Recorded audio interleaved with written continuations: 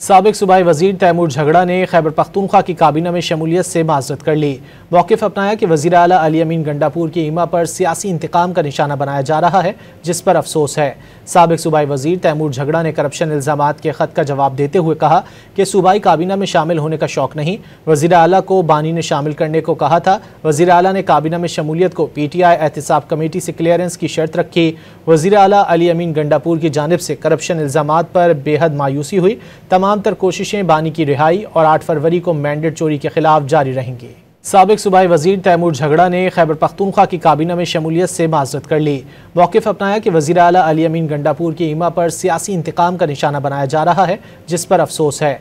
साबिक सूबाई वजीर तैमूर झगड़ा ने करप्शन इल्ज़ामात के ख़त का जवाब देते हुए कहा कि सूबाई काबीना में शामिल होने का शौक़ नहीं, वज़ीर आला को बानी ने शामिल करने को कहा था। वज़ीर आला ने काबीना में शमूलियत को PTI एहतिसाब कमेटी से क्लियरेंस की शर्त रखी। वज़ीर आला अली अमीन गंडापुर की जानिब से करप्शन इल्ज़ामात पर बेहद मायूसी हुई। तमाम तर कोशिशें बानी की रिहाई और 8 फरवरी को मैंडेट चोरी के खिलाफ जारी रहेंगी।